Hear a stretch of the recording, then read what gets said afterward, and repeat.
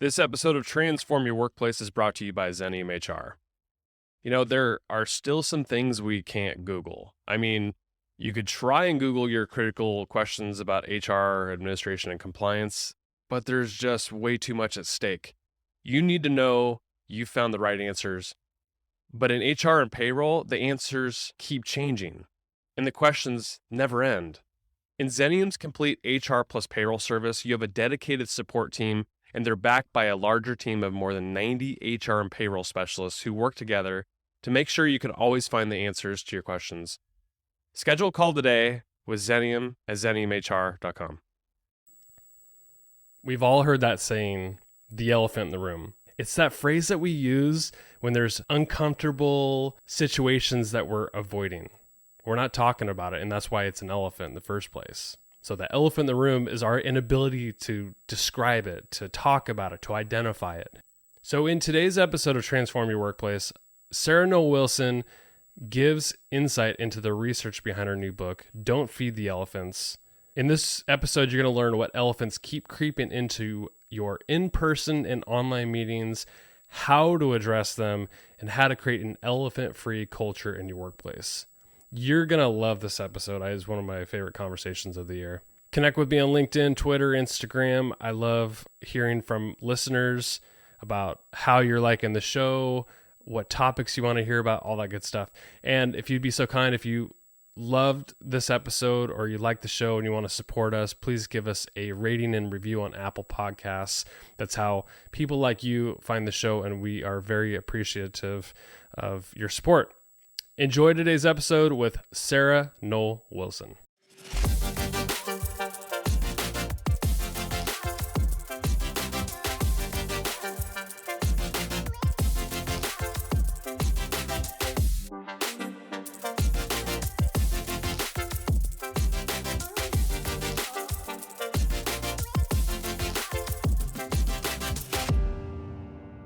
Sarah, it is a pleasure to have you on Transform Your Workplace. Thanks for coming on the show.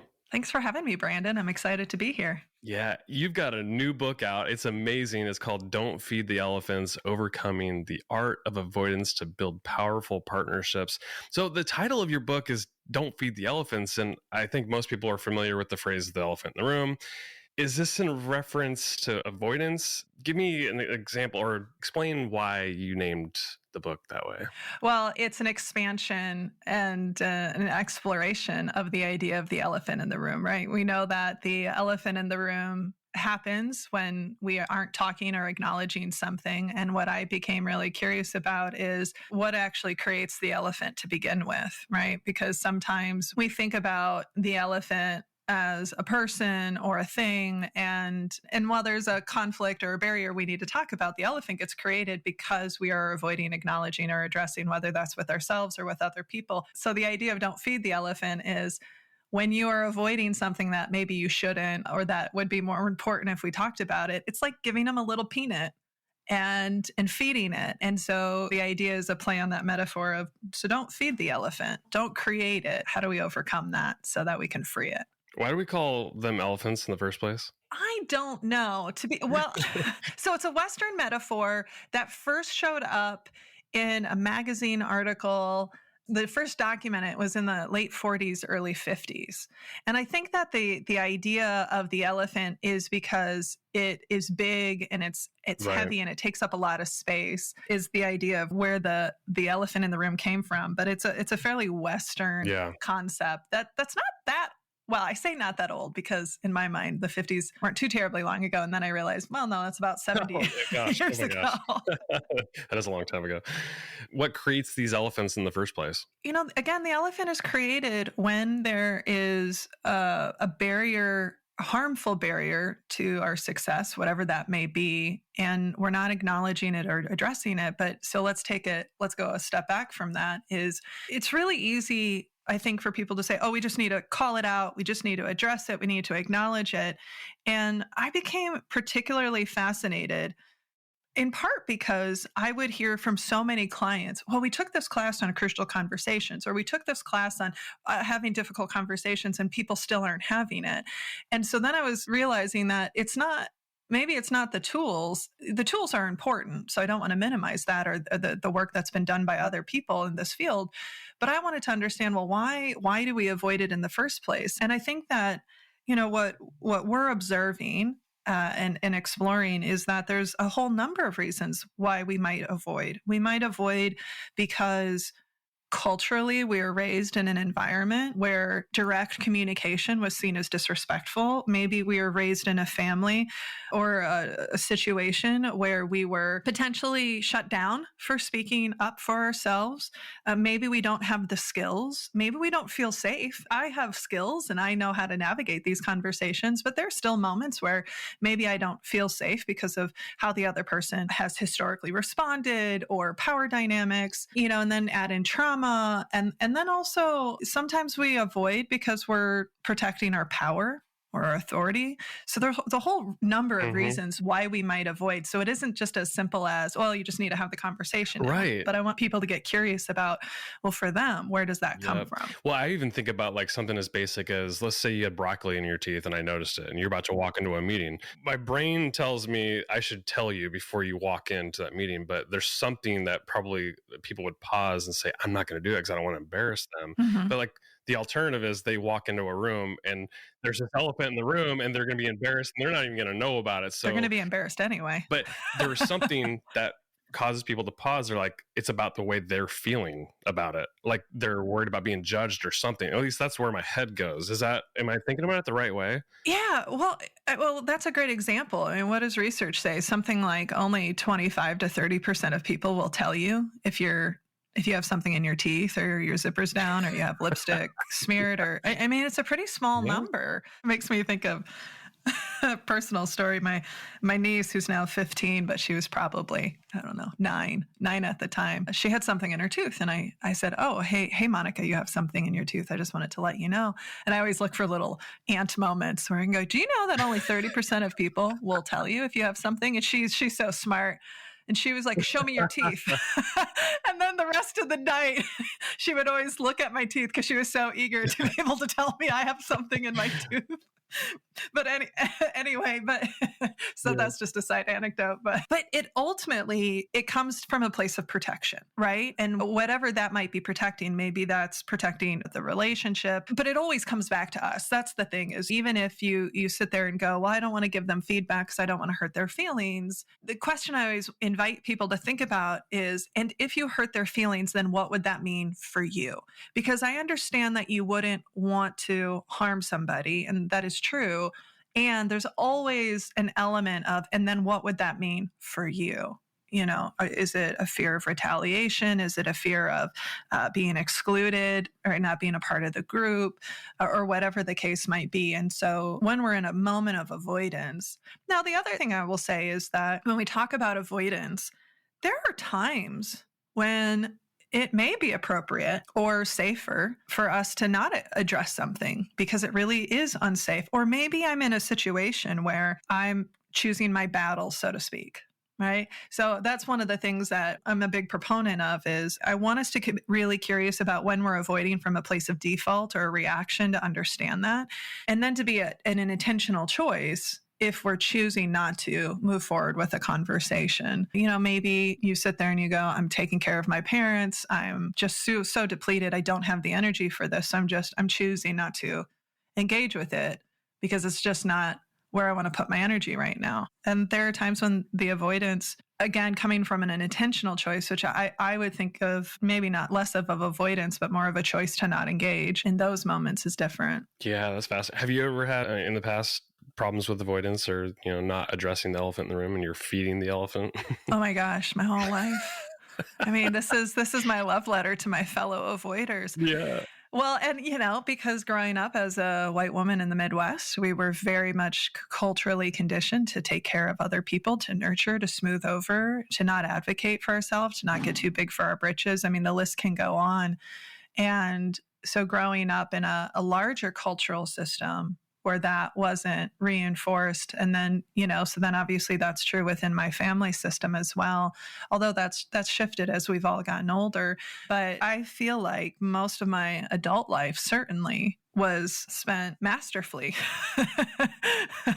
avoiding talking about the hard stuff, and certainly felt the consequences of that. I can imagine. I pulled a quote from your book. You referenced Ed Catmull of Pixar, and he wrote a book called Creativity Inc. And this quote I thought was pretty powerful. I just want you to respond to it, and I want you to tell listeners what it means to you. So the quote says, "If there's more truth in the hallways than in meetings, you have a problem." End quote. What does that mean to you in terms of like this subject matter of your book? The elephant often emerges in the hallways. Even when I think about the work, when I'm working with clients or when we were in person, it was always on the breaks that the elephant would emerge, because that's when people would come up and say, "Hey, Sarah, I don't know if you know this," and it'd be real quiet. And they didn't want people to see that they were talking to me.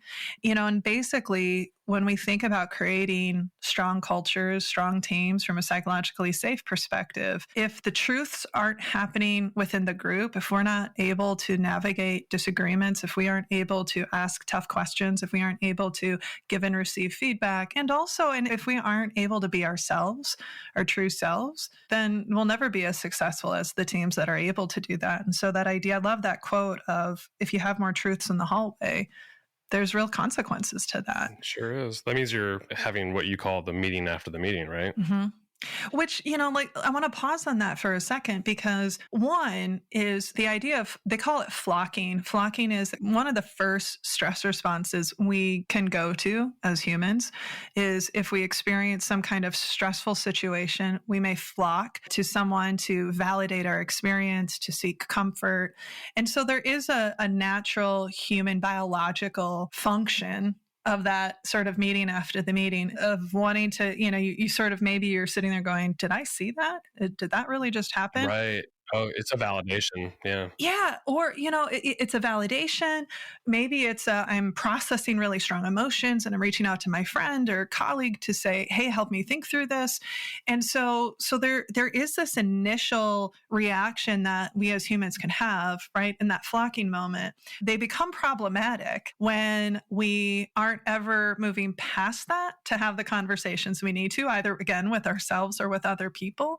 And if we aren't having conversations, perhaps, and again, it's all situational, to check our understanding or our perspective. Hey, did I miss something? What was something I could have done differently? There are times when, before I have to have a really big, important conversation, I might talk through it with a couple people, just because I use that as a way to regulate my own emotions, to be able to strategize, to calm myself, and to think about how I might approach it in a way that'll be more productive. In one of your workshops, and I think you referenced this later, somebody had asked you why it's easier for them to talk about somebody behind their back. How did you respond to that? I love, I think I was speechless by their honesty. Because it's true. It is. Yeah. It's so easy to do it. It's because there's no risk. Right. There's zero risk to us. And sometimes, depending on the situation, it can make us feel powerful. Sometimes we might gossip or talk bad or criticize or come from a place of contempt or whatever it might be, because we might be feeling powerless in the moment. And it can give us a sense of feeling power over. Yeah. Again, depending on what the conversation looks like. If I'm talking to you and I'm being hypercritical of someone, there's some element of that, which is different than perhaps exploring legit criticisms or feedback, things like that. But the risk is so much lower, because if I were to share with you how I really felt, that I might be a bad person, or you might not like me anymore, right, or it may get out. Early on in my career, I feel like this is something that I've worked really hard on, is to really check my judgment and get curious with people. And, I'll be honest, especially my early 20s, there was a lot of judgment. There was a lot of, when you're in the know and you get to, talk about someone or something, that there was something gratifying. And, I got burned. And rightfully so, I got burned, right? Something got back to someone. And I remember writing a note to myself as a check saying, things that shouldn't be heard shouldn't be said. Right. You wrote something that like hit me square in the face, like, and it just like gut punched too. Like you said, you don't get to decide if you're trustworthy, other people do. And I think about that in response to what you just said. It's like, you said something, it came back to somebody, and it's just like that just erodes trust. And maybe you didn't know you did it. And some of these things that we're doing to avoid conflict, it's actually damaging us and the way people are perceiving us too. Yeah.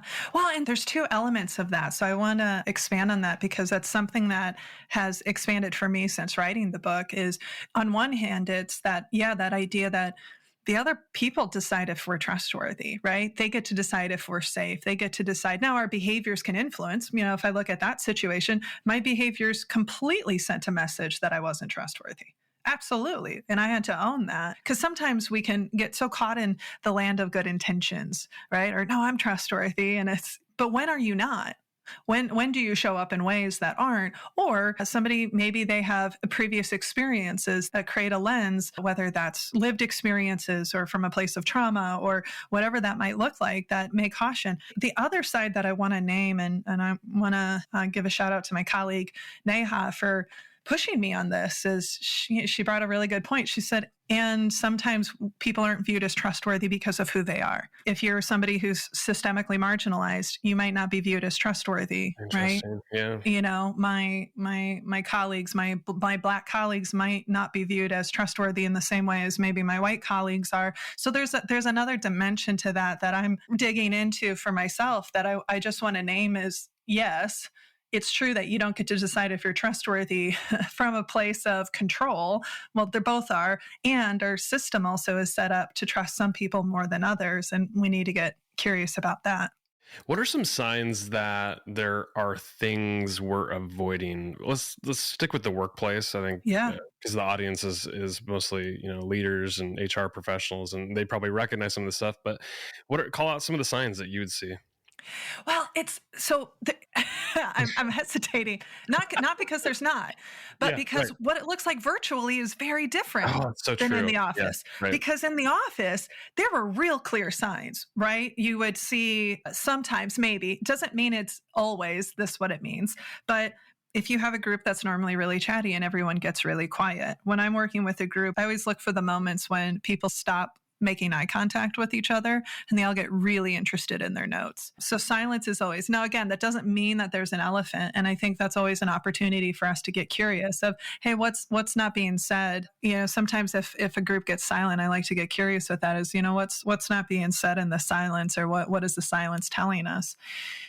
Being mindful of noticing if you're seeing a lot of those conversations after the after the meetings, right. After the meetings, and, side eye glances. And so what's tricky on virtual is that some of those tells, if you will, are much more hidden from the standpoint of I can direct message somebody. If I don't have my camera on, you can't tell if I'm engaged, rolling my eyes, or whatever the case is. And I'm not advocating that everyone has to have their cameras on at all times, because there's issues with that. But I can be direct messaging somebody and nobody would see it. That is the complexity of the virtual too, is like you could be in a group meeting and then you're direct messaging people about whatever's happening in the meeting. It's very disturbing to me. And again, some of that is that human biology of that flocking, but it right. Also the connection, the validation, all that. Yeah. And so, and it's interesting because what we've heard from people and what we've observed is that in some cases, the things that would cause elephants on some level have gone away. There is a different kind of focus. There's a different kind of focus on the tasks. There's a different kind of just the structure of it. You don't always have the meetings after the meetings, right? You might not have the time to spend on this because we have to get things done in a different way. But then the flip side is there might be other elephants that come up that might be more difficult, which is for the leaders who are listening to this, what I would tell them is don't assume that it's not there. Don't assume. Like, I would rather, instead of assuming, we have a super safe environment and I'm a really trustworthy leader, I would actually rather you assume you don't. I would rather you go, we're not as safe as we could be. What else could we be doing? To be really intentional about having conversations and normalizing talking about this. And as a leader, and this is part of why later in the book I spend so much time on receiving the elephant, is because if you're in the position of formal power and authority, how you respond in those moments of disagreements, of people giving you feedback, sets a huge tone for how safe it is for other people. and in the future, or what you're willing to tolerate and how people respond to each other. That's a great point. I think earlier on in the book, and I wish I would have wrote this down, but I think you were leading like some sort of workshop or something. And I think somebody made a comment about how the workplace wasn't like psychologically safe. And it was quiet. Like people did not respond to it, I think. And then you took a break, came back, and I think you asked the question or something. Do you remember that story? And maybe you can just set the stage for that and just how, you're able to kind of flip it around and get people talking about it after they agreed and recognized it. But I thought that was a really good story. Yeah, that was a provocative moment for me, because I talk about these things with some level of, emotional detachment and intellectual exploration. But the reality is, in the moment, I'm making the choice to go, this is the first time I'm working with this client. They've brought me in for a 3-hour workshop. So it's not like we have a ton of time. We have no planned engagements after this. So, because sometimes, right, that's a decision I'm making of when do I push and when do I. Yeah, you're going to throw a Hail Mary right here. Yeah. Well, and I do believe that I need to be willing to be fired at any moment. Yeah, that's true. And my job isn't to protect me and our relationship so that I can make money. My job is to show up and be what you need me to be. And that might not be comfortable for me or for you. And so certainly early on, but this particular group is fascinating because we were talking about feedback and the importance of thinking about how do we receive feedback and what are our amygdala and how does that get in our way? And I just, as a throwaway, was talking about psychological safety. And I said, so for example, what do you all do to create a psychologically safe environment? I don't know this group other than the 90 minutes we've spent together. And it was just crickets. And I talk about this, but that didn't necessarily tell me it wasn't.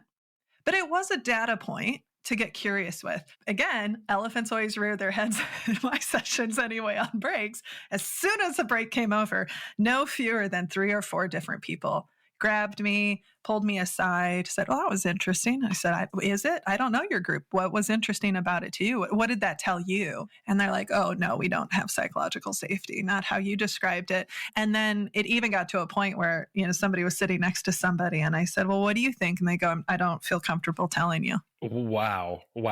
So immediately you're thinking, I've got to address this with the group, right? Yeah, well, maybe. I mean, on one hand, I'm going, I really do need to address this. And then I'm also going, and I only have them for 90 minutes before they're going to go golfing.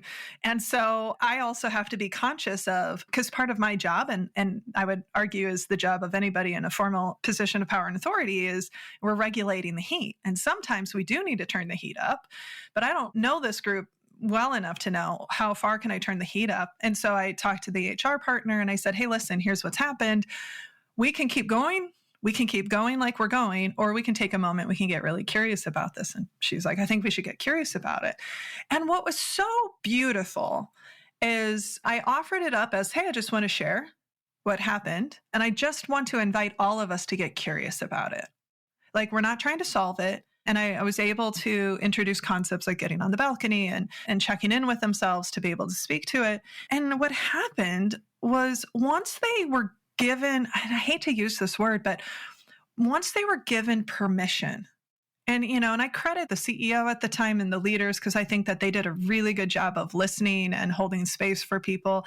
And then my job is to role model, okay, yeah, does anybody else feel how uncomfortable? Can we just check in physically? If we're talking about uncomfortable, Will Pemble, he is a consultant up in New York, and we were just chatting last week. And one of his rules is he always tells people, if it's important, it probably won't be comfortable. So it ended up being this really interesting conversation because as they were talking, one of the things I was observing is here's this group of 22 people, maybe 40% women, 60% men. And the first 7 people who spoke were all men. So I got curious about that, not as any judgment, but I just said, hey, I just want to make an observation. We've only been hearing from the men in this group. We haven't heard from the women. I don't know where or how this shows up in other meetings. I think it's worth getting curious about. And then what ended up evolving was this beautiful conversation about the people who were new to the team navigating the legacy of the founder who had passed away a few years prior. And they didn't have a relationship with that founder. So they're like, sometimes we don't know what to say when they say, oh, we want to do it like so-and-so did. Like, well, I don't know him. So it opened up this beautiful conversation. And then we were able to reflect and go, okay, so what allowed that to happen? because that actually becomes our roadmap. Because I want you to have these conversations without me. Right. And what's interesting about that story is it sounds like the leader, the top leaders inside that room were open to it. And so to me, that was like a first step in changing behavior around calling out those elephants in the room and creating a psychologically safe environment. Like they went with it and they weren't comfortable. Yeah. It wasn't comfortable for them. And I don't know if I would say they were eager. Oh, right. But I think they recognized it was important. Yeah. And hung back a bit. And afterwards that was probably the most transformative work we've ever done as a team. That's fantastic. To talk about that. What are the different types of elephants that show up? In your book, you talk about there's different types of elephants, and maybe just name a few of those if you don't mind. We've come up with some more since the book has. You have? Oh, we need a part 2 already. You just released your book like a week ago. So, I was trying to remember where this idea came from. I don't know where I came up with the idea, but I wanted to help people have language to identify the avoidance. And sometimes, depending on the situations, if we can use language that's a little lighter, can make it easier for us to step in the fire together. It's not to minimize the seriousness. It's not to negate the importance or the harm by any means, but it can make it easier for people to try it on, is what I found, right? And instead of just going, oh, well, we avoid, but suddenly when you go, yeah, so maybe you've created an avoidant, and people kind of smile and go, oh shit. I think I am an avoidant, right. So the avoidant is the main genus. It's a main species. That's what gets created. The imagifant is when we spend time imagining, making assumptions instead of validating or clarifying. It's like the email you get from your boss saying, hey, could you have 5 minutes to chat? And you're like, oh shit, I'm going to get fired. Right. I always say, like, that's the best example of showing our stress responses, because no one in that moment is going, smiling at their coworkers and saying, this is the day, I'm it, shooting my guns up, like, here we go, folks. But yeah, so the imagifant, the blame-ifant, which is when we spend more time blaming someone than we do reflecting on why were we frustrated, what are we not getting, and also perhaps like what's the role that we've played. The deflectifant shows up in a couple of different ways. The deflectifant might show up because essentially we're deflecting from having the conversation. That could be the classic, I'm fine, it's fine. That could be somebody using sarcasm to deflect from the seriousness of the topic. That also can look like trying to jump too quickly to solve a problem that's uncomfortable instead of taking time to really diagnose what's going on. Then the last one, the nudgeifant, and the nudgeifant is when we might indirectly try to call something, like we might try to call attention to something. It won't be direct, but it'll sort of, well, maybe we should, what do you think about? And the thing with the nudgeifant is sometimes, especially for those of us who are historic avoiders, that can be an effective way to start. Yeah. But if we're not getting what we need, then that's when it becomes a nudgeifant. The one that we've identified, I think, is that we're calling it the pretendifant. So something harmful happens and we're all just going to wait and pretend that didn't happen. Oh, we're just going to, you think about that with like family dynamic. Hope it like blows over or something. Like, I know, whatever. Joe said something harmful and we're just going to, it'll settle and we're just going to pretend that it didn't happen. Yeah. Well, I get that because like you said something earlier that I resonate with. It's like, I don't want to spend the time and the energy on this. It's like, is it that big of a deal? And I think you just have to weigh those risks with conflict management and avoidance and stuff like that. And I could see where you just hope it blows over, and sometimes it does, but you got to pick and choose your battles, I suppose. Yeah. Well, and maybe, I know I've found myself in situations where I go, and again, there are some things that are egregious enough that, no, we're going to have that conversation up front, but maybe there's something in you go, I know that they have a lot going on in their world. I'm just going to tuck this away, not in a resentful way, but it's a data point. And if this happens again, then I'm going to have the conversation. I know that has happened a number of times, either people having conversations with me or vice versa, where it's, hey, this isn't the first time this has happened, so we need to talk about it. And it's not you're kind of holding on to the kitchen sink, so to speak, and then everything comes out. But it is just, it's a conscious choice to say, I just want to kind of see where things fall. And if it happens again, then I'm definitely going to speak up. And then you just got to make sure that you do. And again, that the avoidance isn't just because of default. It's not easy. And, No, it's not. So much of this is about recognizing it, I think, and the patterns, the behaviors. And then at some point, you've got to take action in terms of like freeing the elephants, as you call it. So what are some of those steps where, like, once we sort of recognize that there's an elephant in the room, we got to do something about it? What are the steps to freeing it? Yeah. Well, a couple of things I'll say real quickly is we can free an elephant and not resolve the conflict. I don't believe that the elephant is the conflict, so to speak. The elephant is the avoidance. Yeah. Right. Okay. So so I do believe we can free the elephant and not get the results we want or hope or move in the direction that we want. But if we can free it for ourselves, that's valuable. If we can speak up, if we can, I can't control how other people show up, but if I can control how I show up. So that's one thing I want to say. But the way that we like to approach it, depending on the situation, and again, there's not a one size fits all approach to conversations because humans are complex and relationships are complex and situations, right, are external factors and influence us and all of that. But the first place we always like to go is to get curious with so we call it the curiosity first approach, to get curious with ourselves about what is it about the situation that's frustrating me, and to be able to name it more explicitly than just, oh, I'm mad at Tina because she did this or this. Well, what was it about that was so triggering to me? I had a situation where I had made an observation to a leadership team I was working with, and it really caused a trigger response in one of the leaders. It was a gender observation, and it really triggered him.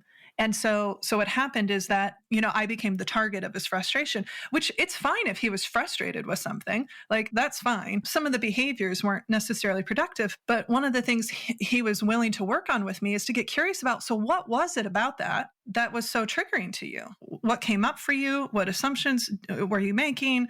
What value did I step on? Right? Like, so that we can potentially have that conversation. And sometimes we can free an elephant just by getting curious with ourselves of maybe it's recognizing and going, yeah, you know what? I know that Brandon is just a very action-oriented guy. And I know that moving quickly is important to him. It's not important to me. We may need to figure out how we work together on this, but instead of being frustrated by it, I can come from a place of acceptance. Poof, the elephant goes away. Or maybe I recognize that I played a role. And that's part of getting curious with ourselves, isn't just understanding our needs or our values, but it's also understanding, again, depending on the situation, what role did I play in this? And then where do I go from there? And then, one of the things in working with people in employee relation issues for years as a leader, and then when I was a part of the HR team at my last company, is I rarely saw the practice of getting curious about the other person. Yeah. And that's not to excuse the behavior. And I wouldn't ask somebody to get curious if they were, say, the recipient of a harassment or something really overtly harmful, but just to consider that that person is showing up in a way that makes sense to them. I might not agree with it. Mm-hmm. But if I can just, and the goal isn't to tell their story and to make more assumptions, but it's just to prime ourselves that, well, they have a perspective on the situation too. And how do I hold space for that? Yeah. And then, I always say when your curiosity hits a wall, then you maybe need to have a conversation and then get curious with them.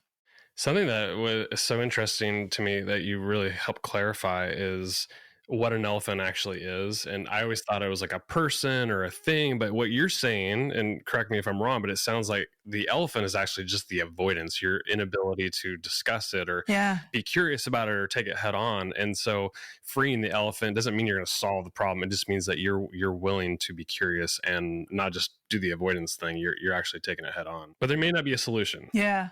Right. There are some situations that are incredibly complicated. When we talk about diversity, equity, and inclusion, when we talk about reimagining the workforce, when we talk about how do we create hybrid, it's systemic, it's complex, and it doesn't mean that we shouldn't and can't navigate it, but it may not get resolved in a single moment or a single conversation. I mean, that's one of the things that even when we talk about challenges within a relationship is, more than likely those challenges didn't happen in a single moment, and they probably aren't going to get resolved in a single conversation. And that expansion, And that's I'm taking liberties on playing on that metaphor because I think so often it gets used as a blaming mechanism instead of recognizing that. Because if you had an issue with me and you said, hey, Sarah, you said something back there that I don't know what your intention was, but boy, the impact was, I feel really hurt and disrespected by what you said. If you and I have that conversation, that moment still happened, but there's no elephant there because we're actually talking about it. Say people are making the steps to change culturally around like freeing the elephants, right? But maybe there's some people that just are not willing to change and they're still doing the, talking behind people's back and all that. And they're not helping the culture in any sort of way. What do you do with people like that? It depends on what role I have. And the reason I say that is if there are people that are showing up in ways that are harmful to your culture, then you either need to coach them or move them out. And the problem is we tolerate brilliant jerks far too often. I agree. And, I saw Adam Grant speak once, and he talked about how the cost of keeping somebody who's harmful to your culture is 3 times more expensive than bringing somebody in who can help expand and build on your culture. And it is tricky. And I will say that I'm not Pollyanna in the sense of there are times when the other person isn't ready, doesn't want to, doesn't have the skills, right? And they have their own challenges they're bringing to the table. And what can happen is when you start to, this is definitely what has happened for me in my journey, is as I've been able to build more honest relationships, to have those conversations where somebody will say, even just as simple as, I disagree with that. And to be open to that and receive it. When you experience that, it's almost harder when you're navigating with somebody who's not willing to dance in that or who's shut down to it. But the other thing that I would say is, again, depending on the situation, and I quote Marshall Goldsmith and it's a simplified model, but I think it's a powerful framework to go when you're in a situation that's not moving the way that you want or the way that would be most productive or healthy for you, you can accept it. You can avoid it or you can adjust it. And it's really heartbreaking when people are in a work situation in particular, where maybe they work for somebody who's harmful, or they work on a team where there isn't accountability, and it's having a huge impact on their mental and physical health. And it is heartbreaking when they have to be the one to leave and take the stress of looking for another job or moving out or doing whatever, when you wish the accountability was on the people who are causing the issue. But a lot of time our system isn't set up for that. As you know, the theme of this podcast is transform the workplace. And basically what we're trying to do with this podcast is give people the tools to make workplaces better, have a great, safe culture, one that's obviously psychologically safe, happy, healthy employees. And I feel like with this topic, if you can give people the tools, the verbiage, the language, the way we can call out the way we're avoiding, and I think you do it with the naming of the elephants. This is how you can transform a culture. And that's why I love that you kind of wrapped up your book this way, and just in terms of like, how do you create a culture that where it's ongoing, you create the behaviors that you want. And anything you wanted to say about how do you transform a culture with what you're talking about? It won't happen in a training. Yeah, I agree with that. And I say that as somebody who our businesses, we do train, that can plant seeds and can give you tools, but it literally happens one conversation at a time, with yourself or with other people. And if you have a team where maybe the distrust is higher than you would like, it's not going to, more than likely, it won't get resolved all at once with the whole group in a kumbaya way. It's going to be these little moments of creating bridges and healing and repairing relationships. And the thing that I'll say is, if we do not have the skills or the willingness to have conversations about the smaller moments, the sandpaper moments, smaller regrettable events or the disagreements, then how the hell are we ever going to have conversations about the bigger stuff related to culture? And so my hope is that this creates a little bit of a stepping stone to get that muscle started, so that we can get to a point where we can start having bigger conversations around safety, around inclusion, around toxic workplaces, around leadership, around transforming the workplace. We aren't able to explore those if people, especially those who hold the power, are unwilling or unable to get really curious about Why do they feel the way they do? How are they showing up? What role are they playing? What's the impact they really want to make? Are they making it? And so that's part of my hope, is that this becomes a little bit of a stepping stone to building those muscles so that we can talk about the bigger stuff. Well said. I could not agree more. Sarah, you've been so generous with your time, and I congratulate you on the launch of this book. And it's such a good book. I mean, I told you offline, I'm going to do a Xenium book club on this. And so we're going to be discussing this book within Xenium. And I'm really excited about that, because I think there's so many good tools in this book that can really transform the culture for the better. So congratulations on the book. Thanks for the time. And where can people learn more about you, pick up the book, whatever you want to point people to? Would be great. Yeah. I think that the center hub of all information is our website, sarahnollwilson.com. But I will say that even though my name is on the marquee, just know that we have an incredible team that supports this work. I have incredible colleagues. And so not only can you connect with me, but you can connect with all of them. If you're interested in the book, you can purchase it anywhere books are sold. Obviously, a lot of people head over to Amazon, but you can, get it through your local bookstore or Barnes & Noble.